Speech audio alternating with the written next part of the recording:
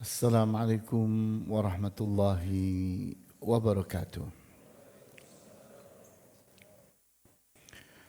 Innal hamdalillah nahmaduhu wa nasta'inuhu wa nastaghfiruhu wa na'udzu billahi min shururi anfusina wa min sayyiati a'malina.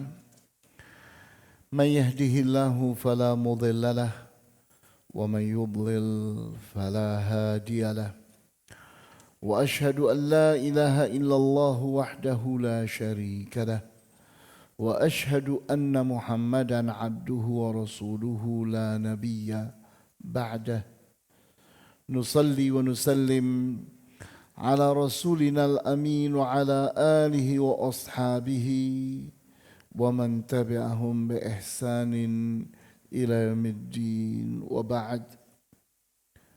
Ikhwani wa akhawati fid din, a'azzakumullah. Pada kesempatan malam hari ini insyaallah kita ingin membahas sebuah tema penting sekali, yaitu persatuan, perbedaan dan perpecahan. Tiga hal ini adalah urusan bagaimana kita menata jiwa kita. Kita ingin bersatu dengan siapa, kita berbeda dengan siapa, dan kita berpecah dengan siapa. Itu urusan jiwa. Di mana jiwa kita ini harus tunduk kepada syariat Allah. Allah Subhanahu wa taala mengatur manusia, mengatur jiwa manusia. Bagaimana dia semestinya bersatu? Bagaimana semestinya dia berbeda, dan bagaimana dia semestinya berpecah? Sehingga jangan sampai seseorang itu tunduk kepada hawa nafsu belaka, bersatu karena hawa nafsu, berbeda karena hawa nafsu, dan berpecah karena hawa nafsu. Di sini pelajaran tazkiyatun nufus kita harus membimbing, mendidik, mengarahkan jiwa kita untuk tunduk patuh kepada Allah dan Rasul-Nya, kepada syariat yang datang dari Allah dan Rasul-Nya, tentang bagaimana kita bersatu, bagaimana kita berbeda, dan bagaimana kita berpecah. Kita perhatikan surat Ali Imran ayat 103. Surat Ali Imran ayat 103 ini menggambarkan tentang bagaimana keadaan orang-orang di zaman Rasulullah SAW, termasuk kalangan orang-orang Ansar yang ada di Yathrib, yang berikutnya berubah nama menjadi Madinah, sebelum datangnya Islam. Seperti apa mereka itu? Kemudian bagaimana dengan datangnya Islam, datangnya syariat Allah? Maka mereka pun berubah. Nah, kita perhatikan surat Ali Imran ayat 103 ini. Wa'tasimu bihablillahi jami'an wa la tafarraqu. Wa'tasimu, i'tisam itu artinya berpegang teguh, i'tisam. Yani di mana kita ini harus punya pegangan dalam hidup ini, harus ada pegangan. Karena kalau tidak punya pegangan, angin kencang, badai datang, banyak halangan-halangan, justru akan membuat kita ini berantakan karena tidak adanya pegangan. Maka Allah memerintahkan, wa'tasimu bihablillahi, dan berpegang teguhlah kalian dengan tali Allah. Jadi kita bayangkan Allah mengulurkan tali dari langit sampai ke bumi. Tali apa itu? tali Islam. Islam itu diibaratkan seperti tali.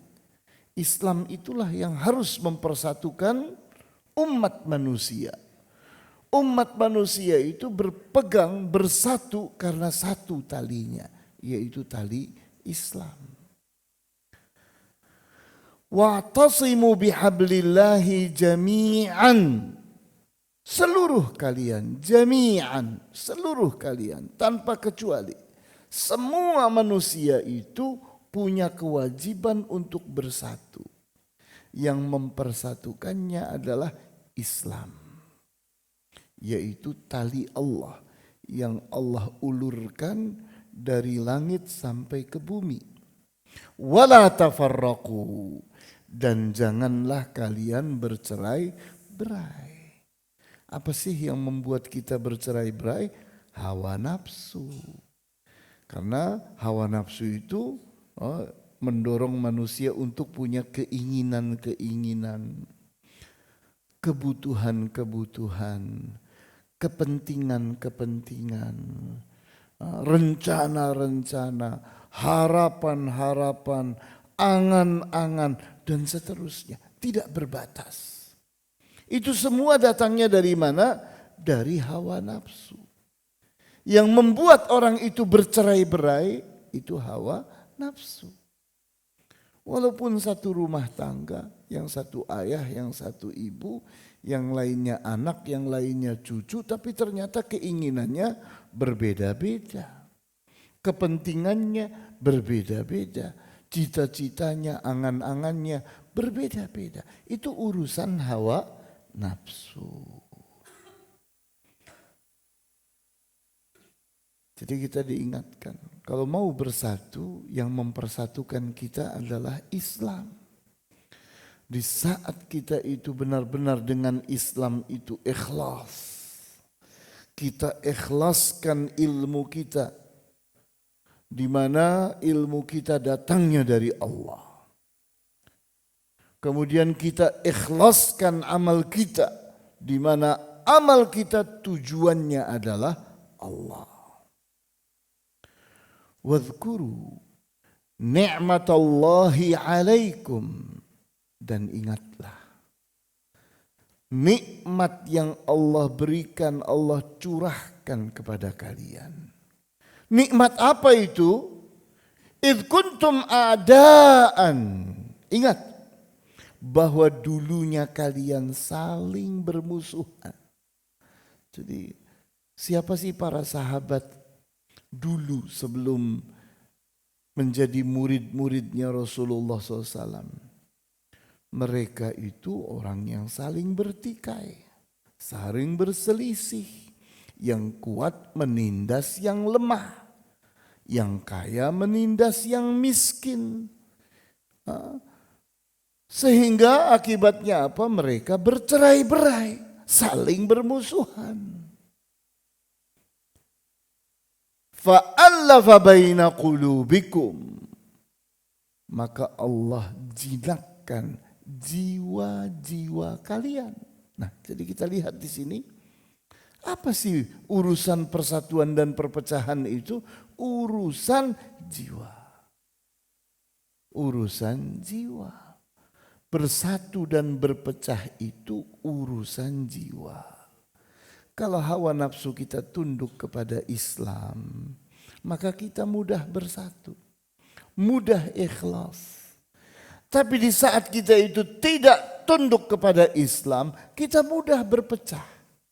Masing-masing akan mempertahankan, memperjuangkan, siap berkorban untuk kepentingannya, keinginannya, harapannya, cita-citanya, dan seterusnya. Jadi Allah ingatkan, nikmat yang Allah berikan kepada kalian adalah apa? Ta'liful qulub. Dijinakkannya jiwa kalian dengan Islam. Sehingga keinginan kalian jadi sama. Kepentingan kalian jadi sama. Kebutuhan kalian jadi sama. Semua kalian ikhlas. Orang ikhlas itu tidak akan berkelahi. Orang ikhlas itu tidak akan berebut. Yang berebut dan ribut itu orang yang tidak ikhlas. Sehingga kalau orang-orang itu kita ingin persatukan, kita nasihati, ikhlas kawan, ikhlas. Kalau kalian masing-masing memperjuangkan kepentingan, kalian pecah. Tapi di saat kalian itu sama-sama ikhlas, ingin menuju kepada Allah, ingin menegakkan syariat Allah, ingin benar-benar menjadi orang yang menjalankan ajaran Islam, ketemu. Itu titik temunya. Fa asbahtum bi ni'matihi ikhwana. Maka dengan jinaknya jiwa kalian, dengan Islam, maka kalian itu menjadi ikhwan, menjadi orang-orang yang saling bersaudara. Dengan apa bersaudara? Dengan nikmat Allah. Apa nikmat Allah? Persatuan. Persatuan itu adalah kenikmatan. Perpecahan adalah azab, siksaan. Seseorang ribut dengan ayahnya, tidak enak, tidak nikmat. Seseorang ribut dengan istrinya, tidak enak, azab itu. Tapi di saat kita bersatu, maka nikmat. Persatuan itu nikmat. Wa kuntum ala syafa hufratin minan nar fa anqadhakum minha. Dan dulu kalian itu sudah berada di bibirnya api neraka. Lubang api neraka itu kalian sudah ada di bibirnya. Tinggal sedikit lagi kalian didorong, kalian masuk ke dalam api neraka. Kenapa? Karena kalian itu musyrikin. Kalian itu orang-orang yang sehari-hari berbuat syirik, menyembah Tuhan yang beraneka ragam. Jadi kalau kalian mati saat itu sebelum Islam datang, maka kalian masuk ke api neraka. Tapi dengan nikmat Allah kalian masuk Islam. Selamatlah kalian dari api neraka. Kadzalika yubayyinullahu lakum ayatihi la'allakum tahtadun.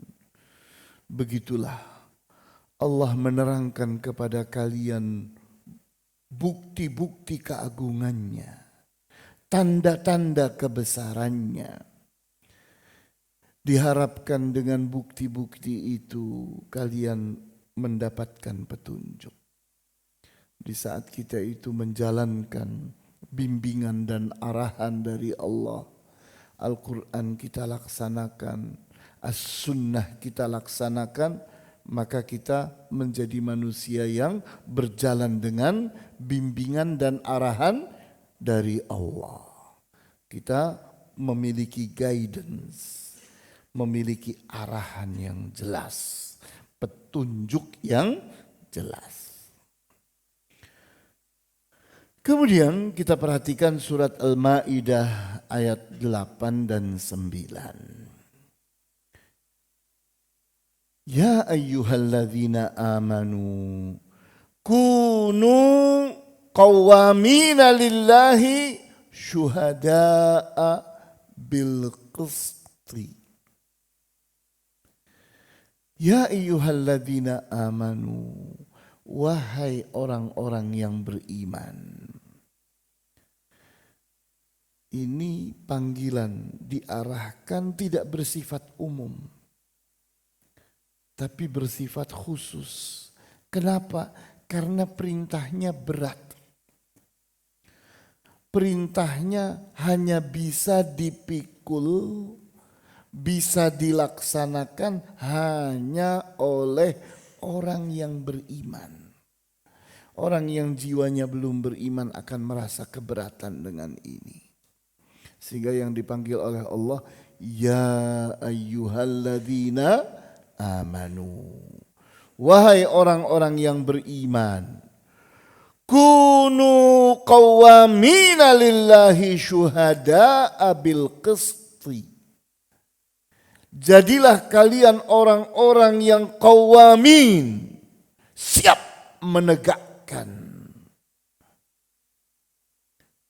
Jadi siap meluruskan, siap memperbaiki, siap mengembalikan orang kepada kebenaran. Ini tugas berat. Menegakkan kebenaran, menegakkan keadilan, menegakkan kebijaksanaan. Itu kalau imannya lemah, berat. Berat sekali, tidak menyenangkan. Mendamaikan orang yang bertikai itu bisa kena pentungnya orang. Mendamaikan orang yang berkelahi bisa kena jotosan orang, iya kan? Di saat kita itu mendamaikan, menegakkan keadilan, menegakkan kebenaran, itu berat. Kalau kita tidak beriman, kita akan merasa keberatan. Sehingga Allah tegaskan, kita harus benar-benar syuhada'a bil qisti, menjadi saksi-saksi keadilan. Bukan saksi yang timpang. Siapa yang memberi uang, dia siap jadi saksinya. Sehingga dia menjadi pembela kesalahan orang. Tidak menegakkan keadilan. Orang yang menegakkan keadilan tidak peduli kepada bayaran atau tidak ada bayaran. Maka kesaksiannya adalah kesaksian dalam kebenaran, dalam keadilan. Wala yajrimannakum syana'anu qaumin ala alla ta'dilu. Dan janganlah kalian terseret oleh kebencian kalian terhadap suatu kaum sehingga kalian tidak bersikap adil. Kita ini kalau lagi senang sama orang, maka akan melihat yang salah-salah jadi benar. Kita bisa memaklumi orang yang kita cintai. Tapi kita lagi benci sama orang, yang benar kelihatan salah. Yang salah kelihatan benar. Sehingga kita ini melihat dengan kebencian. Pokoknya apapun yang datang dari musuh, apapun yang datang dari orang yang kita benci, jelek, salah. Apapun yang datang dari orang yang kita cintai, benar, harus saya bela. Ini yang tidak benar. Maka Allah ingatkan, wala yajrimannakum syana'anu qaumin ala alla ta'dilu. Dan janganlah kalian diseret oleh syana'an. Syana'an itu artinya kebencian. Qaumin, kebencian kepada suatu kaum. Ala alla ta'dilu, sehingga akibatnya kalian tidak bersikap adil. I'dilu huwa aqrabu littaqwa. Bersikap adillah kalian, karena keadilan itu lebih dekat kepada ketakwaan.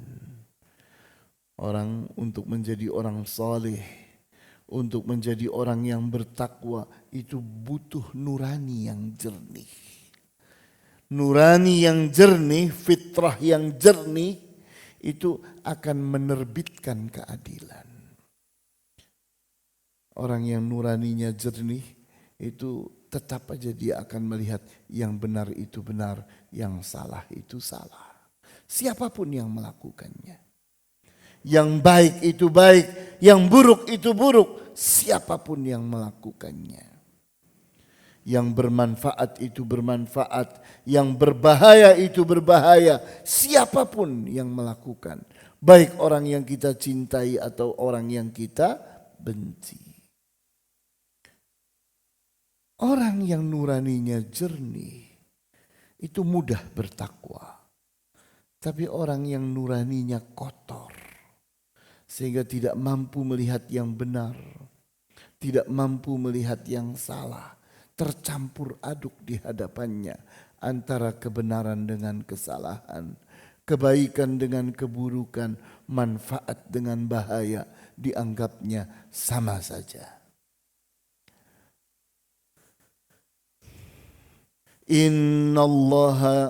Innallaha khabirum bima ta'malun.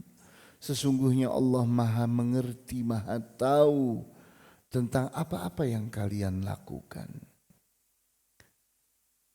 Sehingga kalian adil, kalian tidak adil, Allah Maha tahu. Wa'adallahu alladhina amanu wa 'amilus salihati lahum maghfiratu wa ajrun 'azim. Dan Allah telah menjanjikan bagi orang-orang yang beriman dan beramal saleh, mereka akan mendapatkan ampunan dan akan mendapatkan pahala yang agung, yang besar.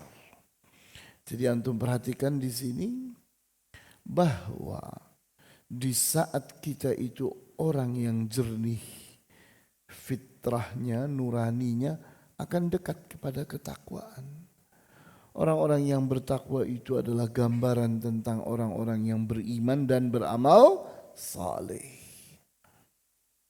Orang-orang yang beriman dan beramal saleh atau orang yang bertakwa itulah yang akan mendapatkan ampunan dari Allah dan akan mendapatkan pahala yang agung. Kemudian kita perhatikan surat Al-Isra ayat 36. Wala taqfu ma laysa laka bihi ilmun. Dan jangan engkau ikuti sesuatu yang engkau tidak berilmu tentangnya. Jadi kalian itu silahkan maju, silahkan memimpin dengan ilmu. Jangan ikuti siapapun tanpa ilmu. Karena beramal saleh, beriman itu harus dengan ilmu. Tidak boleh kita ini beriman dan beramal saleh tanpa ilmu. Harus dengan ilmu. Kedepankan ilmu, utamakan ilmu. Tanpa ilmu jangan berbuat. Tunda sampai engkau mendapatkan ilmunya. Inna sam'a, sesungguhnya telinga ini, pendengaran ini. Wal basara, penglihatan ini, mata ini. Wal fuad, akal fikiran ini. Akal fikiran ada di dalam jiwa. Kullu ulaika kana anhu mas'ula. Kesemua itu tentang ilmu akan ditanya. Akan ditanya di mana? Di padang mahsyar. Karena setiap manusia itu tidak akan bergeser dari tempat berdirinya di padang mahsyar sampai ditanya dengan 4 pertanyaan. Salah satunya amanat ilmu ini. Manusia itu Allah telah berikan kepadanya telinga untuk menuntut ilmu, mata untuk menuntut ilmu, akal fikiran untuk menuntut ilmu. Apakah digunakan untuk menuntut ilmu atau tidak? Maka Allah akan mempertanyakannya. Kemudian kita pun diajari oleh Allah timbangan syariah. Di mana kita membaca surat Al-Baqarah ayat 219. Yas'alunaka 'anil khamri wal maisiri. Mereka bertanya kepada engkau wahai Muhammad, 'anil khamri, tentang arak, wal maisiri, dan judi. Jadi Rasulullah SAW, Nabi kita Nabi Muhammad SAW ditanya tentang bagaimana menurutmu tentang arak dan judi. Maka Rasulullah pun dituntun untuk menjawab. Beliau didikte untuk menjawab dengan timbangan syariah. Maka Allah paparkan di ayat ini loh neraca syariah. Qul fihima ismun kabirun wa manafi'u linnas. Pada arak dan judi itu ada dosa yang besar dan ada manfaat bagi para manusia. Ini Allah memberikan timbangannya. Jadi bukan berarti arak itu tidak ada kebaikan. Ada kebaikan, ada manfaat. Judi ada manfaatnya, ada. Tapi sedikit. Terlalu kecil kalau dibandingkan dengan dosanya. Nah ini timbangannya begitu. Wa ithmuhuma akbaru min naf'ihima. Besaran dosa yang ada pada arak dan judi itu lebih besar daripada manfaatnya. Sehingga inilah timbangan syariah. Dan ini berlaku secara umum. Apapun yang kita timbang, ini timbangannya. Bagaimana Ustaz hukumnya merokok? Timbanglah dengan timbangan ini. Saya merasakan pada rokok itu ada manfaatnya. Ya, tapi ingat keburukannya lebih besar.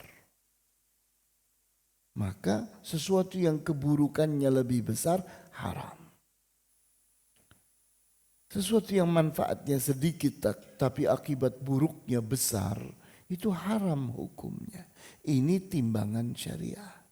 Kita diajari dengan surat Al-Baqarah ayat 219 ini untuk menimbang apapun. Kemudian berbicara tentang perbedaan, ternyata perbedaan itu sesuatu yang ada di dalam Islam. Orang itu berbeda-beda, pasti berbeda-beda. Ada yang tinggi, ada yang rendah, ada yang gemuk, ada yang kurus, ada yang seleranya pedas, ada yang tidak mau pedas, dan sebagainya. Perbedaan itu ada. Tidak mungkin manusia itu sama, itu tidak mungkin. Nah, begitu pula dalam membaca Al-Quran. Membaca Al-Quran pun banyak perbedaan. Antum di sini pegangannya adalah qiraat hafaz. Qiraah yang antum pegangi qiraat hafaz. Tapi begitu antum sampai di Afrika ternyata lain. Di daerah Afrika Utara bacaan mereka qiraatnya itu warash. Lain lagi. Nanti lain lagi kalau antum pergi ke India, ke Pakistan. Lain lagi kalau antum pergi ke Eropa Timur. Lain lagi. Loh, kok beda? Itulah perbedaan. Qiraah itu ada beberapa macam. Dan semuanya dibenarkan. Karena semuanya ada sanadnya, ada sandarannya yang sampai kepada Rasulullah sallallahu alaihi wasallam. Nah, kita perhatikan hadis ini diriwayatkan oleh Al-Bukhari, Muslim dan An-Nasa'i dari sahabat yang bernama Jundub radhiyallahu anhu. Katanya Rasulullah SAW bersabda, Iqra'ul Qur'ana ma'talafat alaihi qulubukum fa idza ikhtalaftum faqumu anhu. Iqra'ul Qur'ana, bacalah Al-Qur'an. Al-Qur'an itu ma'talafat alaihi qulubukum, selama jiwa-jiwa kalian bisa bersatu. Fa idza ikhtalaftum, maka jika kalian itu berbeda-beda, faqumu anhu, maka berdirilah kalian, tinggalkan. Jadi jangan sampai kita itu berantem, ribut karena Al-Quran. Karena Al-Quran. Suatu saat Umar ibn al-Khattab mendengar seseorang membaca Al-Quran berbeda dengan bacaan dirinya. Diambil orang itu dibawa ke depan Rasulullah. Ya Rasulullah, dengarkan orang ini membaca Al-Quran. Maka orang ini pun membaca Al-Quran, dibenarkan oleh Rasulullah. Itu bacaanku, kata Rasulullah. Jadi ternyata membaca Al-Quran itu ada beberapa macam bacaannya. Sehingga kalau antum pergi ke Masjidil Haram, kemudian di sebelah antum ada orang Afrika, antum akan keheranan. Contohnya misalnya membaca surat Al-Ikhlas. Dia akan membaca Qul huwallahu ahad. Kita bilang salah. Qul huwallahu ahad. Kita bilang. Tidak. Dia membacanya hamzahnya hilang. Qul huwallahu ahad. Antum mau salahkan dia? Tidak bisa, itu bacaan benar. Itu qiraat Warsh. Nah di sini. Kemudian apakah perbedaan ini boleh menyebabkan perpecahan? Tidak boleh. Tidak boleh. Karena itu dibenarkan oleh syariat Islam. Makanya ada madhab banyak. Ada madhab Hanafi, madhab Maliki, madhab Syafi'i, madhab Hambali. Ini antum pergi ke daerah yakni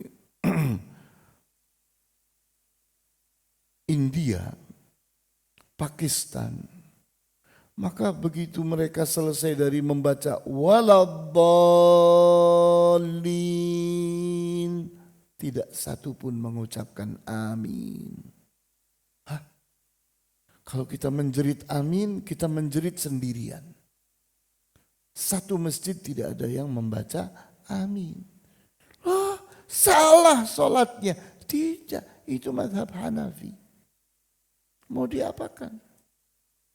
Ini sebuah kenyataan. Mereka tidak mewajibkan amin. Nanti kalau antum pergi lagi ke daerah Afrika, antum akan keheranan. Ternyata mereka tidak meletakkan tangan di atas dada. Loh, salah dong. Jangan. Mereka tidak menganggap itu wajib. Nah, jadi di sini kita lihat bahwa perbedaan itu ada. Perbedaan itu bukan perpecahan. Ini yang harus kita pahami dengan baik. Dan ini yang kita bahas. Apa sih makna dari perbedaan? Apa sih makna dari perpecahan? Sehingga jangan buru-buru kita mengatakan perbedaan itu adalah perpecahan. Itu salah. Perbedaan ada yang dibenarkan, ada perbedaan yang tidak dibenarkan. Kemudian kita lihat lagi pada hadis yang lain. Diriwayatkan oleh Al-Bukhari dan An-Nasai dalam hadis yang diriwayatkan oleh Abdullah bin Mas'ud radhiyallahu anhu. Katanya, sami'tu rajulan qara'a ayatan. Aku mendengar seseorang membaca ayat. Wa sami'tu an-nabiyya sallallahu alaihi wasallam yaqra'u khilafaha. Dan aku telah mendengar Rasulullah membaca tidak seperti itu. Tidak seperti bacaan orang ini. Faji'tu bihin nabiyya sallallahu alaihi wasallam fa akhbartuhu. Maka aku bawa orang itu kepada Rasulullah SAW dan aku beritakan kepada Rasulullah SAW bahwa orang ini berbeda bacaannya dengan bacaanmu wahai Rasulullah. Fa'araftu fi wajhihil karahiyata. Maka aku lihat di wajahnya Rasulullah ada kebencian. Benci. Kenapa? Menganggap Abdullah ibnu Mas'ud salah dalam bersikap. ini perbedaan yang harus diterima. Bukan orang ini sampai diseret dibawa kepada Rasulullah, dianggap sebagai orang yang salah. Padahal dia benar. Dia mengikuti bacaannya Rasulullah sallallahu alaihi wasallam. Faqala, maka Rasulullah pun bersabda, kilakuma muhsin. Dua-dua kalian itu baik, sedang berbuat kebaikan. Wala takhtalifu fa inna man qablakum ikhtalafu fahalaku. Dan janganlah kalian berbeda. Maka sesungguhnya orang sebelum kalian itu berbeda dan binasa.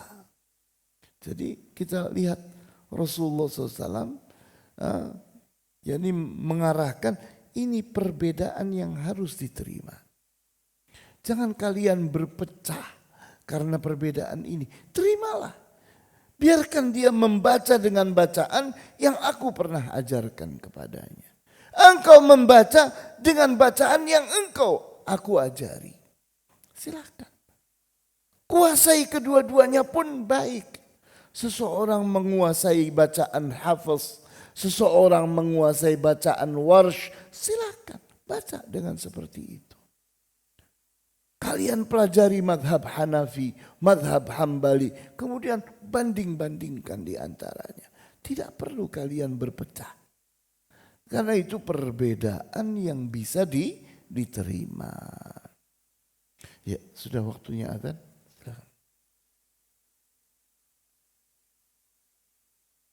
Ya, saya ingin tambahkan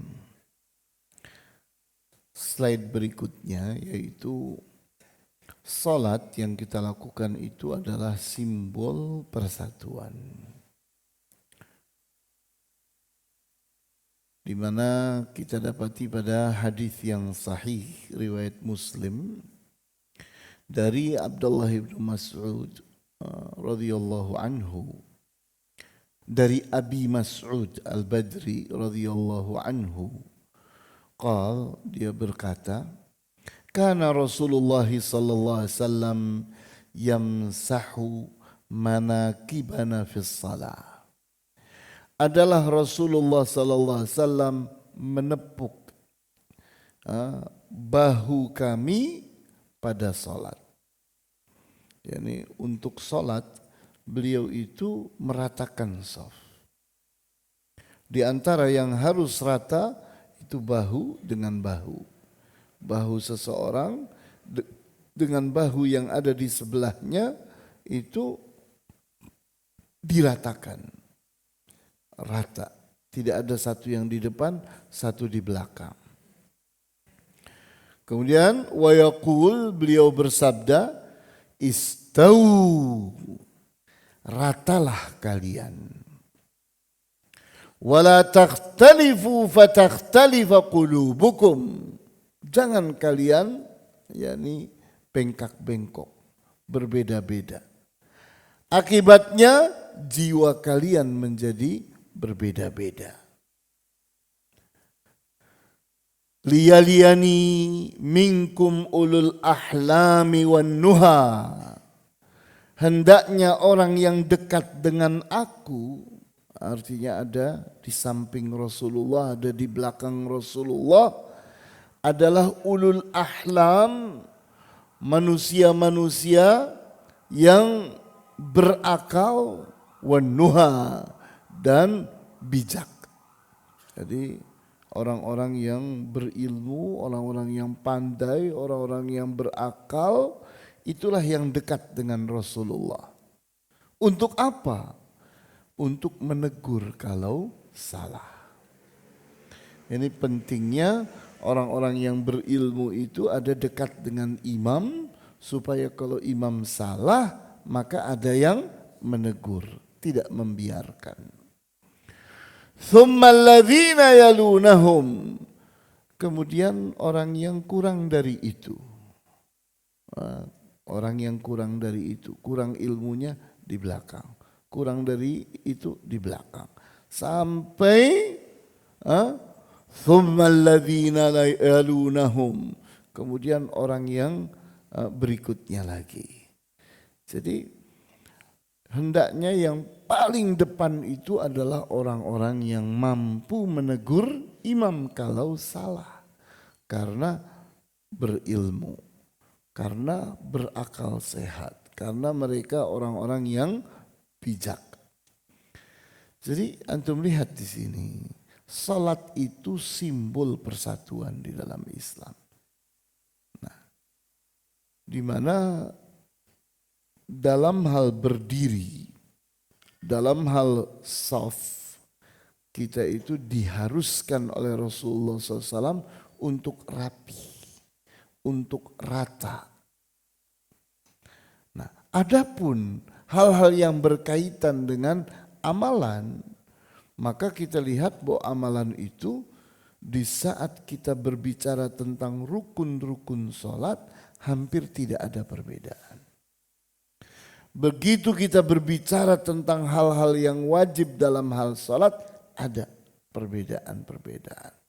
Begitu kita turun lagi berbicara tentang hal-hal yang sunnah dalam sholat, lebih banyak lagi perbedaan.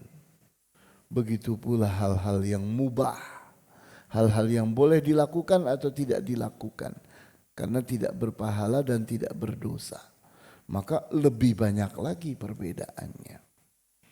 Nah, itu sesuatu yang harus disikapi bahwa ini perbedaan yang boleh. Tapi kalau dalam hal ratanya shaf tidak boleh berbeda. Jadi ada hal tertentu yang tidak menerima perbedaan, ada hal tertentu yang menerima perbedaan. Itulah kewajiban kita dalam menegakkan keadilan. Kita dalam pembahasan ini belum selesai, insya Allah kita lanjutkan pada kesempatan yang akan datang. Silakan, barangkali ada pertanyaan. Kalau tidak ada pertanyaan tertulis nih. Ya Ustadz, apakah ada teguran kepada orang yang berbicara tanpa ilmu? Nah, ilmu atau tidak berilmu itu ukurannya adalah bagaimana seseorang itu berpegang kepada Al-Quran dan Al-Hadis. Karena inti daripada ilmu itu adalah qala Allah, firman Allah, qala Rasulullah, sabda Rasulullah. Jadi perkataan yang datang dari Allah dan Rasulnya itulah intinya ilmu. Nah, jadi ukuran seseorang itu berilmu atau tidak berilmu, intinya adalah bagaimana dia menguasai Al-Quran dan Al-Hadis. Nah, adapun yakni seseorang harus menguasai pendapat-pendapat para ulama, itu sangat banyak sekali. Nah, kita lihat perpustakaan itu dipenuhi dengan pendapat-pendapat para ulama. Tapi Al-Quran dan Al-Hadis itu tidak banyak. Nah, oleh karena itu inti daripada ilmu itu adalah menguasai Al-Quran dan Al-Hadis. Sehingga yang wajib kita tegur itu orang yang melanggar Al-Quran dan Al-Hadis. Tapi di saat seseorang itu ternyata berpegang kepada pendapat lain dari ulama yang berbeda, maka biarkan itu, jangan ditegur. Yang kita tegur itu yang jelas-jelas, ini orang bertentangan dengan ayat, ini orang bertentangan dengan hadis, itu ditegur. Tapi di saat seseorang berpegang, oh saya berpegang kepada pendapatnya Syekh Abdul Aziz bin Baz, yang ini kepada Syekh Muhammad Nasiruddin Al-Albani, biarkan itu perbedaan. Salah satu contohnya sebagai contoh, misalnya adalah yakni urusan pada saat kita i'tidal, dari ruku kita berdiri, maka Syekh Abdul Aziz bin Baz meyakini meletakkan tangan di atas dada pada saat i'tidal itu sunnah dari Rasulullah. Sementara Syekh Nasiruddin Al-Albani menganggapnya bid'ah. Karena beliau menganggap hadisnya tidak ada yang sahih. Sementara Syekh Abdul Aziz bin Baz menganggap dalam masalah ini ada 2 hadis yang sahih. Beliau menganggap bahwa hadis ini layak dipegangi. Nah, ini contoh. Ternyata ulama besar saling berbeda. Jadi kita jangan buru-buru menegur orang kalau kita tidak yakini bahwa orang ini bertentangan dengan Al-Quran dan Al-Hadis. Begitu. Silakan. Ya. Coba mikrofon. Jangan dimatikan kalau sudah selesai. Dipencet yang lama.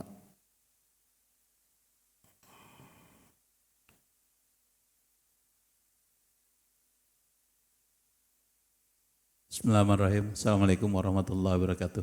Assalamualaikum. Ustadz, ini terkait dengan sop yang di belakang Nabi. Itu kan adalah orang yang berilmu dan berakal, kemudian orang yang di bawahnya, kemudian orang yang di bawahnya. Selama ini banyak orang mencari sop terdepan untuk mendapat pahala yang sangat besar itu. Jadi mereka saling berlomba-lomba untuk mendapatkan sop yang paling terdepan. Nah, itu gimana cari solusinya, Ustadz? Itu yang pertama. Yang kedua, karena nggak ada yang nanya lagi Ustadz, terkait dengan sholat yang lurus dan rapat. Selama ini saya khawatir itu jadi perbedaan pendapat yang jadi kebenaran atau bukan yang benar, pokoknya antara benar dan salah. Selama ini banyak orang yang sholatnya berjarak terlepas dari COVID ini Ustadz ya, terlepas dari COVID. Banyak orang yang sholat kalau dirapatkan itu kayaknya agak susah gitu. Padahal jelas-jelas di masjid ini itu sudah ada tulisan untuk merapatkan itu agar sempurna sholatnya. Tolong minta solusinya Ustadz, kayak gimana yang cara terbaiknya. Saya kira itu. Assalamualaikum warahmatullahi wabarakatuh. Assalamualaikum warahmatullahi wabarakatuh. Ya, kita ini kan Rasulullah SAW memberikan ukuran tadi. Hendaknya yang dekat dengan imam itu adalah orang yang berilmu dan orang-orang yang berakal, orang-orang yang bijak. Kemudian yang kurang dari itu, yang kurang dari itu. Nah, kemudian kalau ternyata satu masjid orangnya ilmunya lemah semua, gimana? Nggak ada yang maju akhirnya. Soft pertama siapa isinya? Syaitan. Kosong, ya kan? Kan nggak mungkin itu. Nah, terus gimana?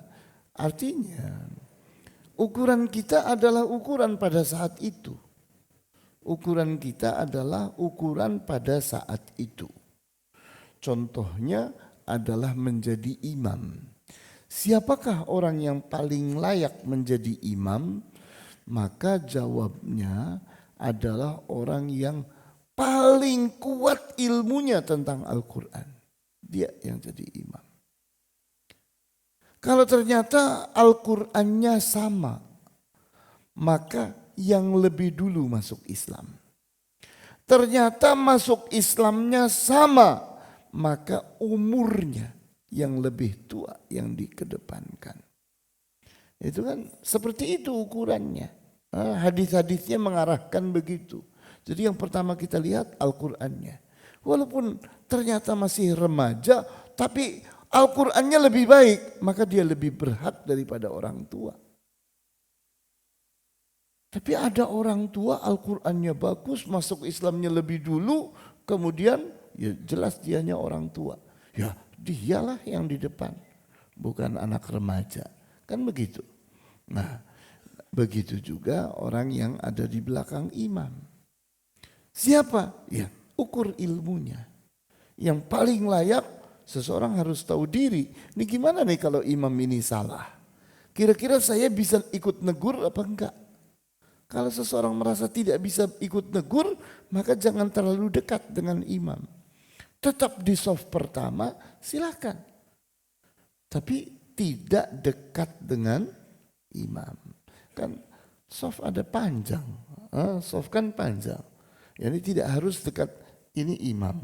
Maka dekat dengan imam itu ya di belakangnya persis. Beberapa orang di belakangnya itulah yang dekat dengan imam. Tapi kan semakin ke sana kan semakin jauh. Ya, seseorang tahu diri. Dia ambil soft, tapi soft pertama. Cuma kita persilahkan orang yang berilmu dekat dengan imam. Seperti itu. Nah, kemudian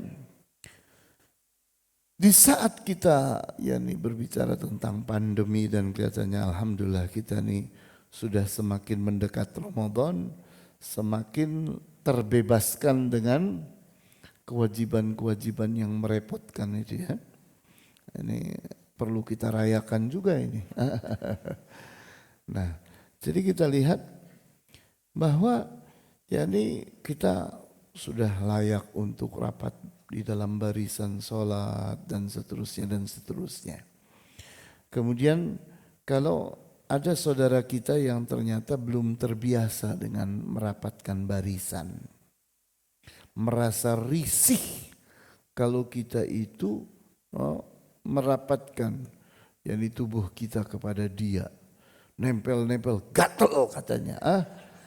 Jadi ngerasa risih dia itu dengan orang yang nempel dengan dia.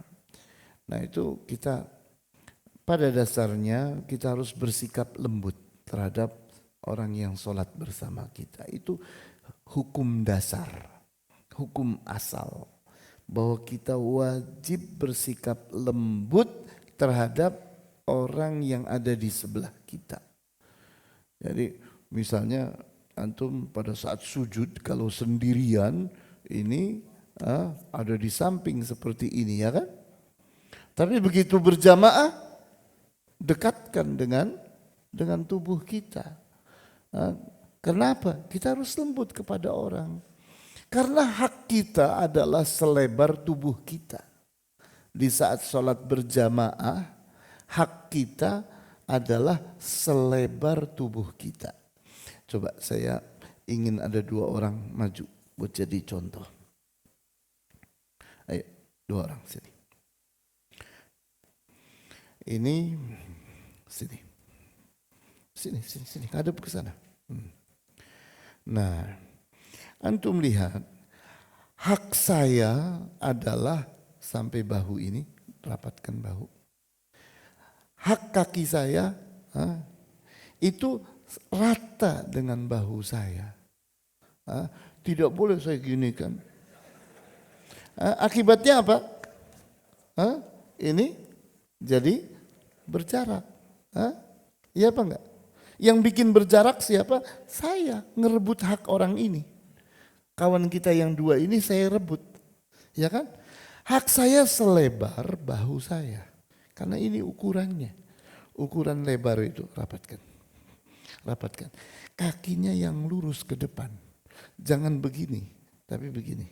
Lurus ke depan. Nah, gini. Hampir-hampir berdekatan antara mata kaki dengan mata kaki. Nah, gitu. Ratakan. Nah, gitu. Ini hak saya. Hak saya segini. Ini hak saya sampai ke bawah. Dari atas sampai ke bawah, ini hak saya. Sehingga dia tidak boleh mendesak saya, ini hak saya. Saya pun tidak boleh mendesak dia, karena itu hak dia, ya kan? Nah, kalau semua orang punya kesadaran itu rapi. Cuma sebagian orang yang belum siap ilmunya risih ngelihat bertempelan seperti ini. Ya, bisa dipahami. Syukur. Jadi antum lihat, bicara tentang sholat, walaupun kita sudah sholat dari kecil sampai sekarang, tapi ternyata memperbaiki sholat itu tidak mudah. Kenapa? Karena kita ingin merubah sebuah kebiasaan. Nah, memang butuh ilmu. Terus menerus diasah dengan ilmu, karena perubahan itu akan terjadi kalau ilmunya terus-menerus mengasah. Kita membayangkan ilmu itu seperti batu asahan. Semakin berilmu seseorang, semakin kuat ilmunya, semakin tajam. Tapi kalau orang tumpul ilmunya, ya kita jangan salahkan dia karena ilmunya belum berbuat banyak kepada dia. Seperti itu. Silakan, ada lagi yang lain. Ya. Sudah tidak ada. Akhwat di atas barangkali ada pertanyaan. Silakan. Kalau tidak ada, kita cukupkan. Nampaknya sudah tenang-tenang saja ini. Baiklah, kita tutup. Wallahu ta'ala a'lamu bis-shawab. Walhamdulillahi rabbil alamin. Wa sallallahu ala asyrafil anbiya'i wal mursalin. Wa ala alihi wa ashabihi ajma'in.